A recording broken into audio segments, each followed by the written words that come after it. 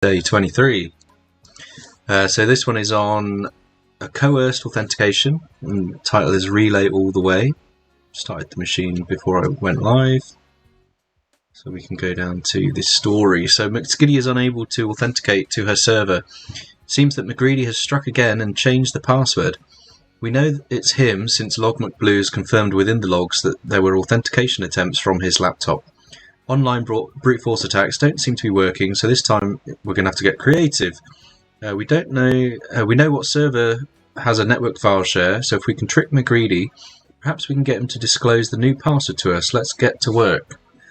So we're going to learn the basics of network file shares, understanding how NTLM authentication works, how NTLM auth coercion attacks work, how responder works for authentication coercion attacks, and then forcing authentication coercion using a LNK file or a link.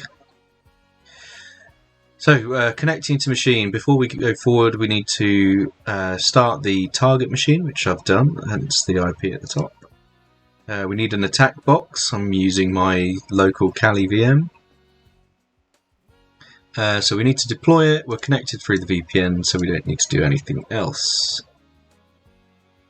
And then, so the introduction. So for today's task, we're going to look at NTLM authentication, how threat actors perform authentication coercion attacks. By coercion authentication, by coercing authentication, not coercioning, attackers can then uncover sensitive information that can then be used to gain access to pretty critical stuff. Sharing is caring. We tend to think of computers as an isolated device, and it may be true to an extent, but the real power of computing comes to play when we connect to networks. This is where we can start to share our resources in order to achieve something pretty awesome. In corporate environments, network and network-based resources are used frequently. For example, in a network, there's no need for every user to have their own printer. Instead, the org can simply buy a couple of large printers that all employees can share. This not only saves on cost, but allows admins to manage these systems more easily and centrally.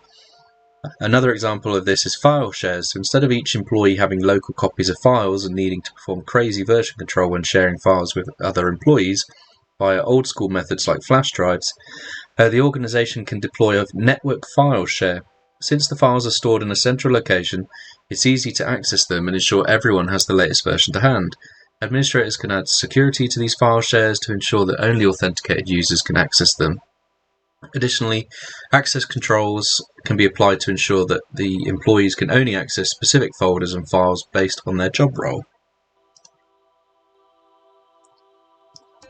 It's pretty dead. Right, so however, the same file shares can land an organization in hot water with red teamers. Usually an employee has the ability to create a new network file share. The security controls are not often applied to these shares, allowing any authenticated user to access their content. And this can cause two issues. If a threat actor gains read access, they can look to exfiltrate sensitive information. In large file shares of large organizations, you can often find interesting things lying around, such as credentials or sensitive customer documents. If the threat actor gains write access, they can then alter the information stored in the share, potentially overwriting critical files or staging other attacks, as we'll see in this task. The types of attacks, we need to understand how authentication works for the network file share. So we're going to get crash course in NTLM. So in day 11, we learned that Active Directory and Kerberos authentication. File shares are often used on servers and workstations connected to an Active Directory domain. This allows the AD to take care of the access management for the file share. Once connected, not only the local users on the host who will have access to the file share, all Active Directory users with permission will have access to it. Similar to what we saw on day 11, Kerberos authentication can then be used to access the file shares. However, we'll be focusing on the other popular authentication protocol, NetNTLM or NTLM authentication. Before we dive into NTLM authentication, we'll first talk about the server message block protocol. The SMB protocol allows clients like workstations to communicate with the server like a file share. In networks that use Microsoft Active Directory, server message block governs everything from inter-network file sharing to remote admin. Hey, how's it going, Nick? Right, so even out of paper, Am lurking in between eating at grandma's. Am lurking in between eating at grandma's. And it just played it twice. Let me pause TTS a sec while I'm reading. Oh.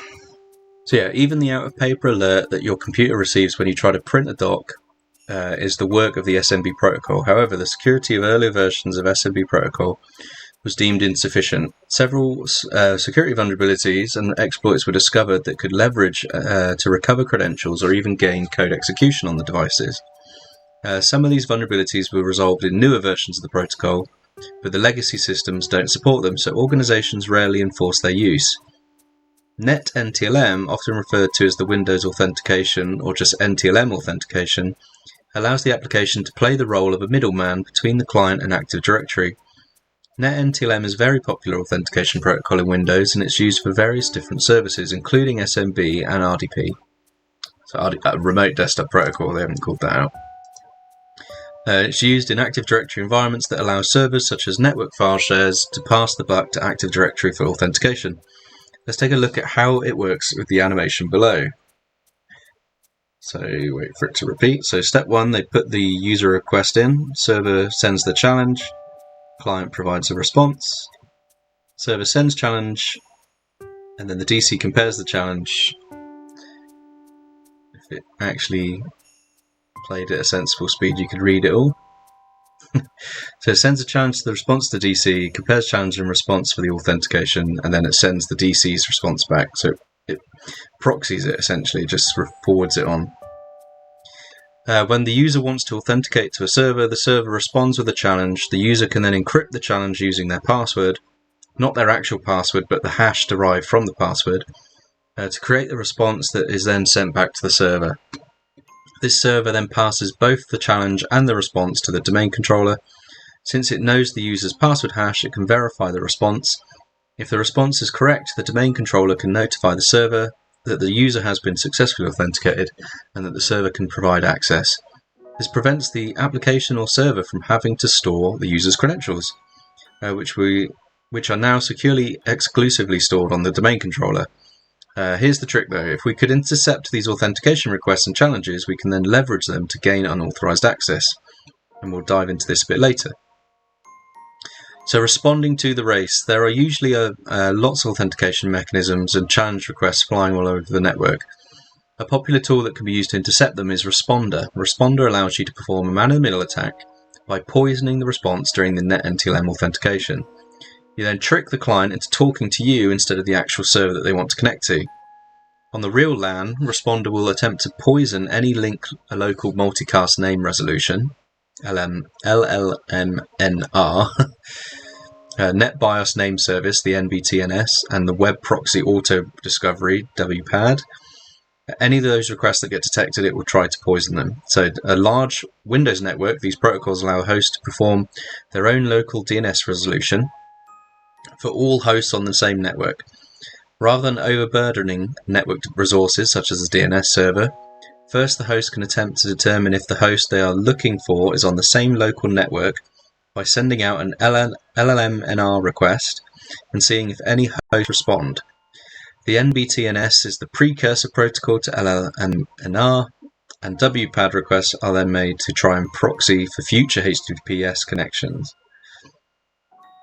Since the protocols rely on the requests broadcasted on the local network, our rogue device running Responder will receive them as well. They would usually just be dropped since they're not meant to be for our host. However, Responder will actively listen to the request and send a poison response telling the requesting host that our IP is the associated host with the requested username. By poisoning these requests, Responder then attempts to force the client to connect to our attack box. In the same line, it starts to host several servers such as SMB, HTTP, SQL, and others to capture these requests and force authentication. If you want to dive deeper into using Responder using these poisoning attacks, have a look at our breaching Active Directory realm.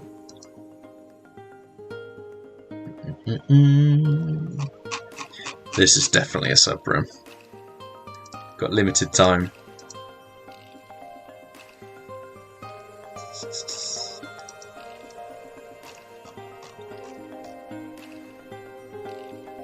that's one to try.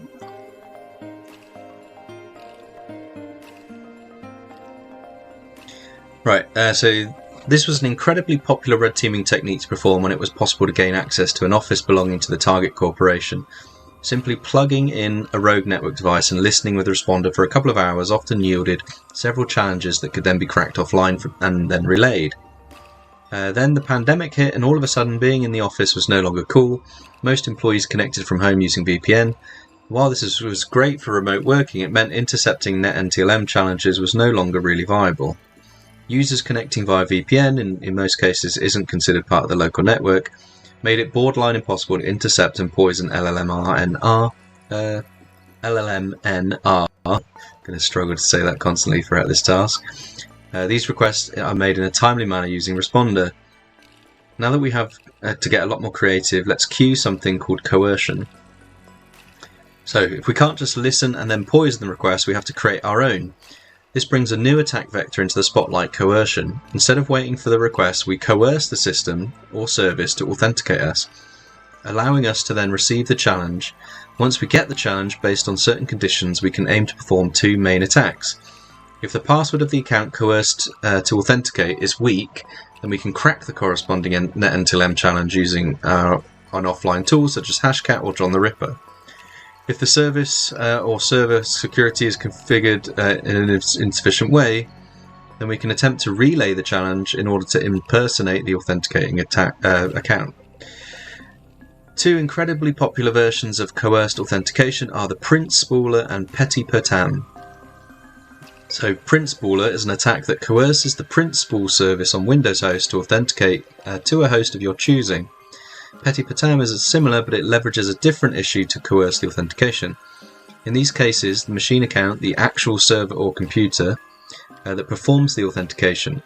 Normally, machine account passwords are random and change every 30 days, so there isn't really a good way for us to crack the challenge. However, often we can relay this authentication attempt by coercing a very privileged server, such as a domain controller, and then relaying the authentication attempt. An attacker can not only compromise the single server but all of the Active Directory. If you're interested in learning more about the coercion attacks, then have a look at the exploiting Active Directory room. That's different to the breaching one. So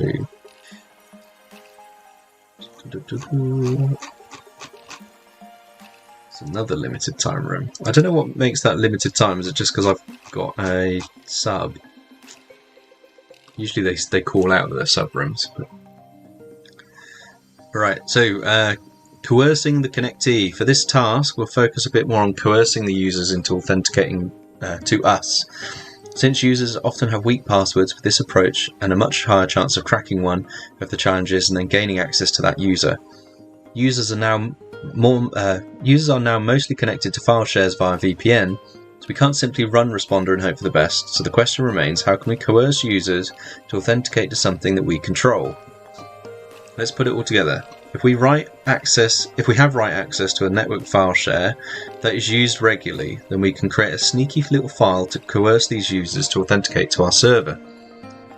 We can do this by creating a file that, when viewed within the file browser, will then coerce authentication automatically. There are many different file types that can be used for this, but they all work similarly, coercing authentication by requesting that element, such as a file icon, which is then loaded from a remote location. We'll be using the NTLM theft tool to create these documents. If you're not using the attack box, you have to download the tooling first. So we will have to do that. So let's grab this. We go code, copy the HTTP, create a new download folder. So I'm going to open a terminal. We'll do git clone.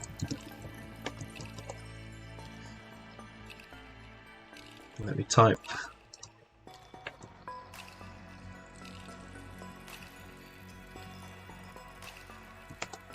So we'll clone that. CD into NTLM theft. Do we need to build it, or is it already built? That's Python script. Good. Cool. So we've downloaded that. On the attack box, we can just find it on the terminal by running root rooms day 23 NTLM theft. For our specific example, we'll create a link file using the following command. So we need to do that. So this is going to create it in the folder that I specify. So let's go into, let's create a new room. So TryHackMe, Advent Cyber, day 23. Create terminal here.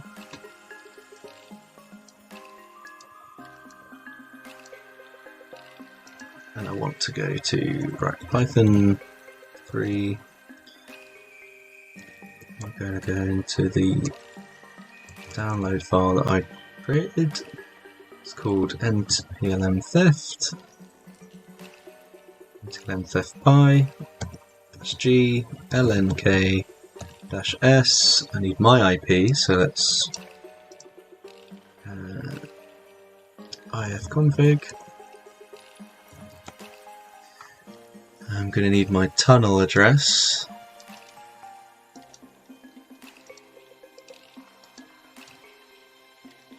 And -f and stealthy. That didn't work. So why didn't that work?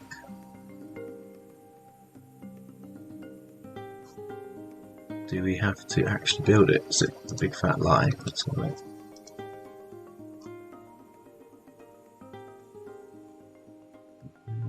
Yeah, okay, so I do have to install.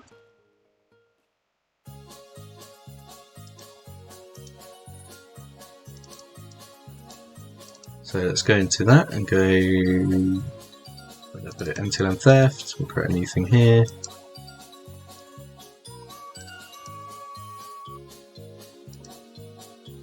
Do a Python.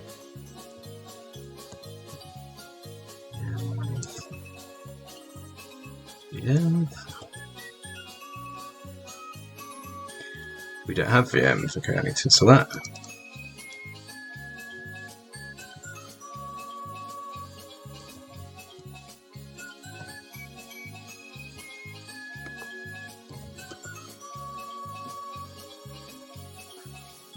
It's behind my head now, let's put it over here.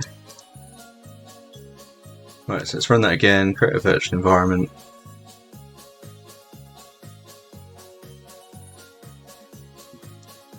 Now we've got that, so we need to do the pip install.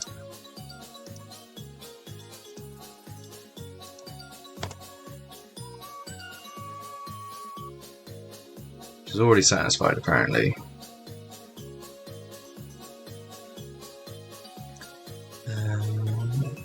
Oh, I haven't used the thing, so let's do VM.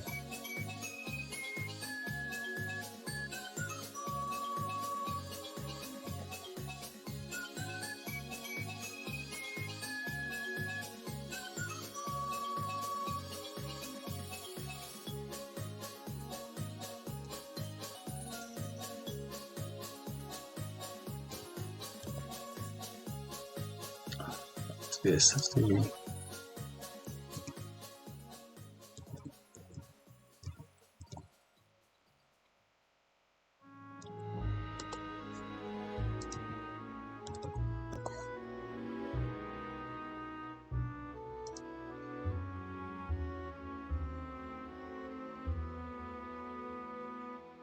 So what stuff's I wanted. Source VM.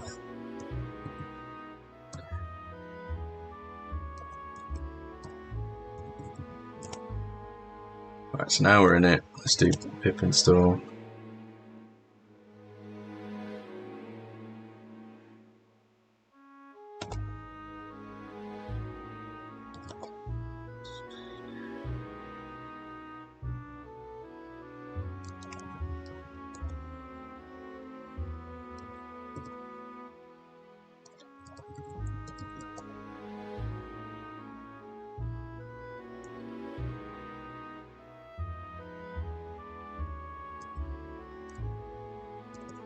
Right, it seems to be working now, so let's try that with the other terminal.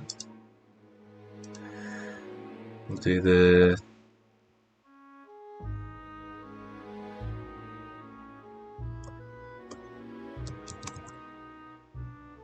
downloads NTLM theft.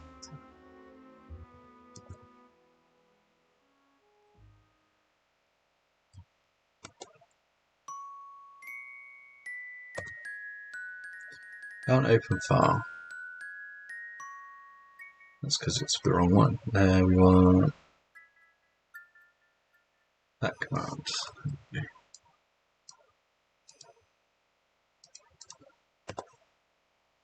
No, still doesn't work.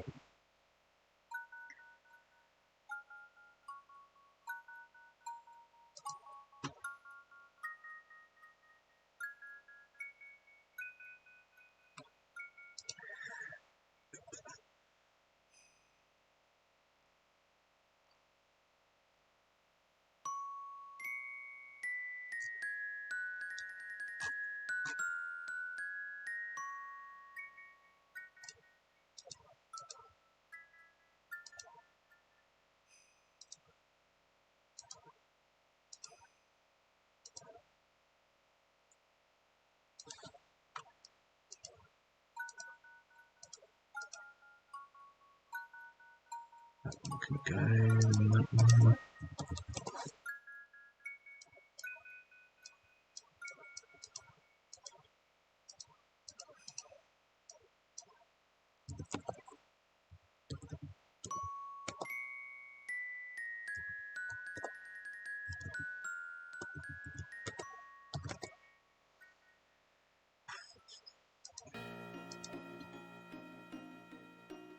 Let's just demo.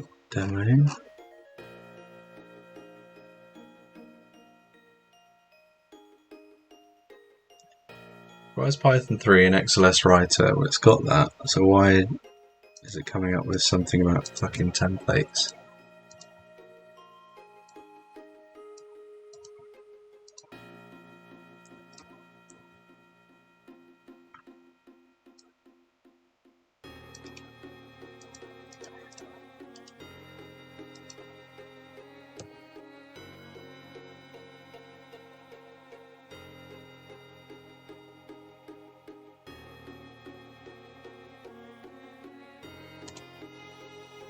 Oh, right, well that worked.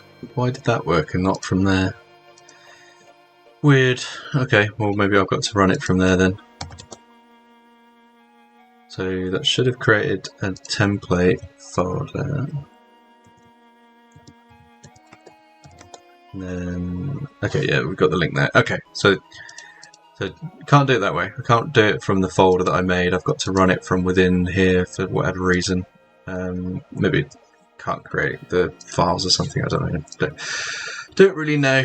But yeah, we've got it working, so we can get rid of that.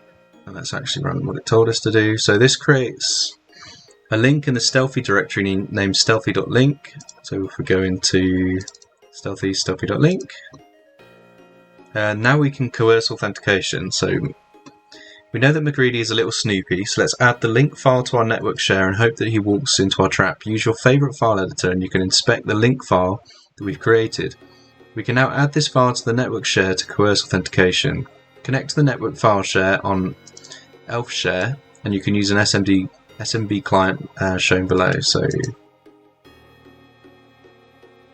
right, I think I might just do it with this rather than. So if we do cd into the stealthy, it's going to do it.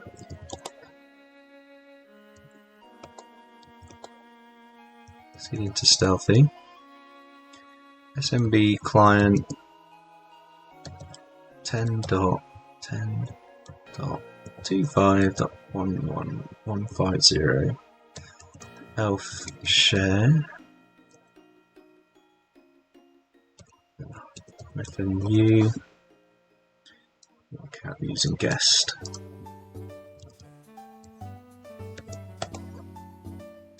Cool. So now we're connected, and we'll do a put stealthy link dir. Stealthy link is there. So the first command that we run is to connect me to the guest as connect me to the share as the guest user. Second one uploads the file. The third one lists the file so we can confirm that it actually uploaded. Now we need to run responder to listen to an incoming authentication attempt. We can do this by running the following command. So we'll copy this, and I'll do this in a new tab. So let's just rename these. So this one is the NTLM theft. This one is ifconfig. This one is responder. Right, so we'll run that. So responder IENS5 must be run as root, so we'll do it again as sudo. Interface not found. Why does it not like that? Oh right, if you're not using the attack box, we have to replace it with ton. So we want ton. Is it ton 0? Let's double check. Ton 0. Yeah. There we go. Right, that's better. So we use our interface. We can actually see stuff.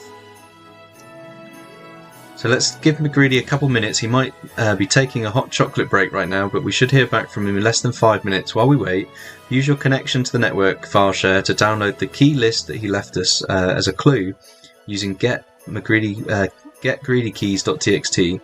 Once he authenticates, you'll see the following in responder. So let's go split screen now. While he's doing that, we'll go into NTLM theft and we'll steal greedy key. So we will get greedy keys, and then we should see that in here. So here we go. So we've got greedy keys.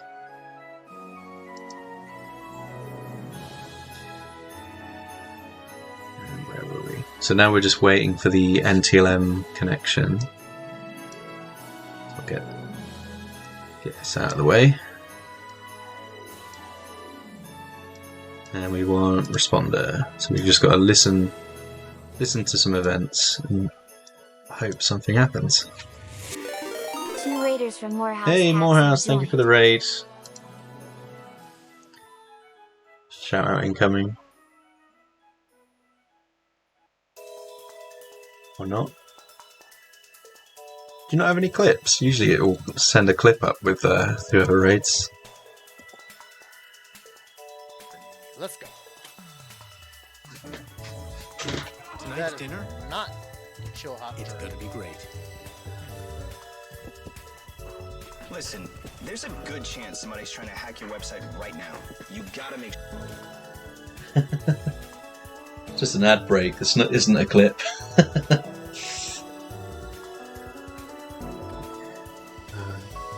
Oh, here we go. We've got loads of stuff coming through.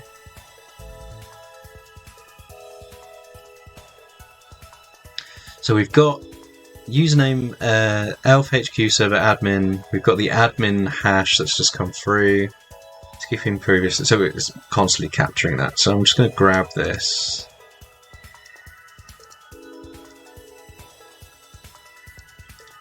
Copy you. And we'll put this in a text file. THM, Advent Cyber, day 23.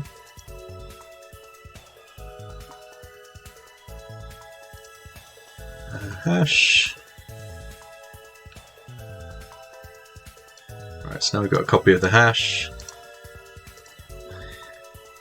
Perfect, so now that we have the challenge, let's try to yeah, we've got his challenge response. Let's check, try to crack it using. We're going to use John the Ripper. We're going to crap it. We're going to crack it and discover the new password. As mentioned before, challenge was encrypted with the user's NTLM hash, and the hash is derived from the user's password.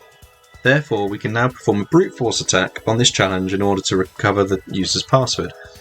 Copy the content of the hash portion to a file called hash.txt using your favorite editor and save it. Okay, so I was already ahead of the game there, so.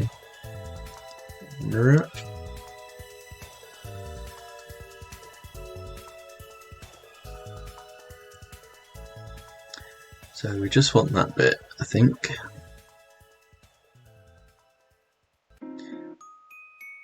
Actually, it probably just wants...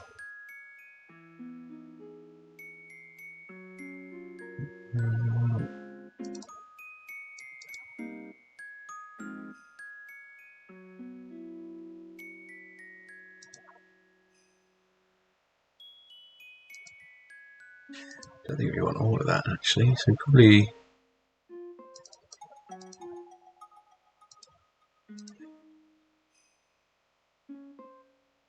Or is it the whole thing? Is that the whole hash? Or is it...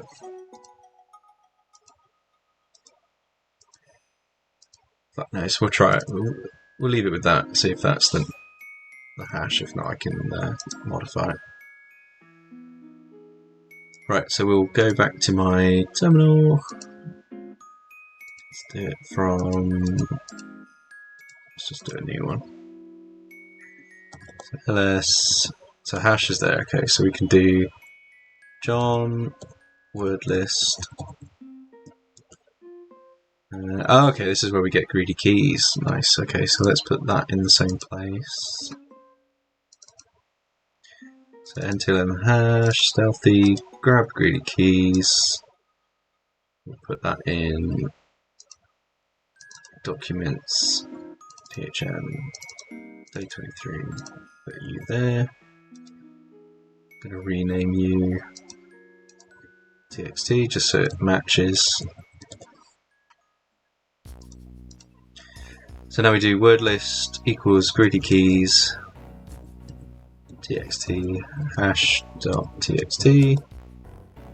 Oh cool, so it wasn't the right format. We've got greedy grabber 1 at.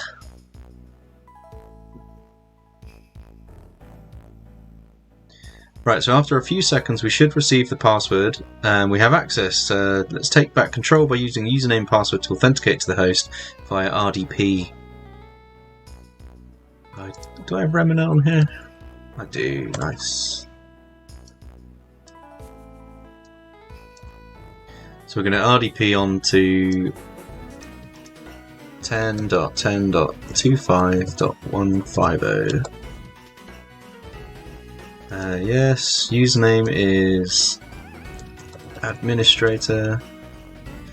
Password is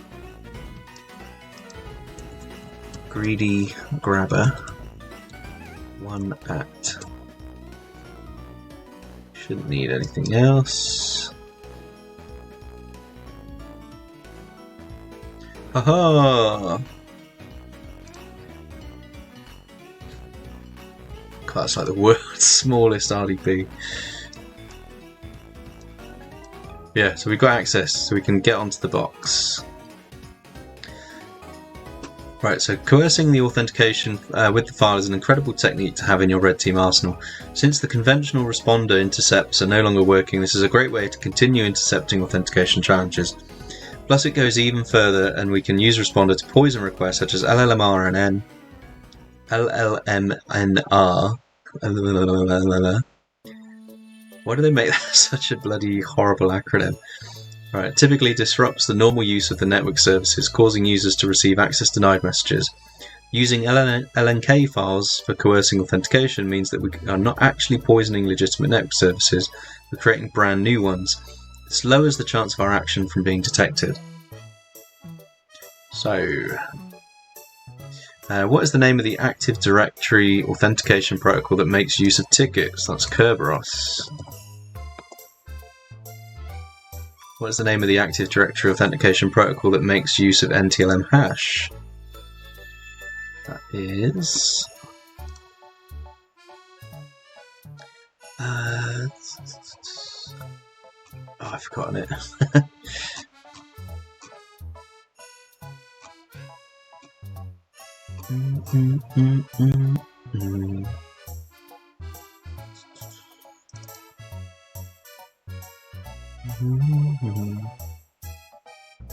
What part does it want? 7 characters, so it should be...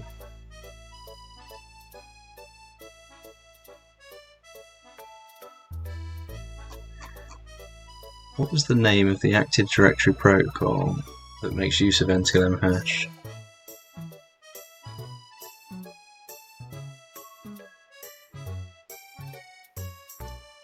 Be that. No. I thought it was that actually. Net NTLM. Yeah, there we go.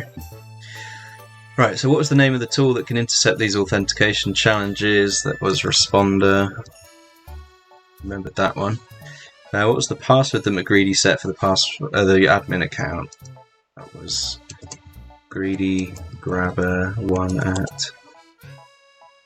What was the value of the flag placed on the admin desktop? So that we didn't get yet. So desktop flag.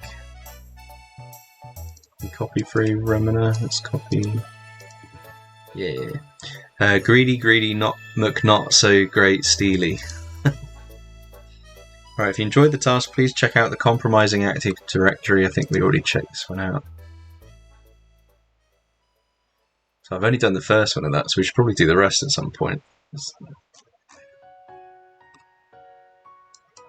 Yeah, I'll probably do those on stream at a later date.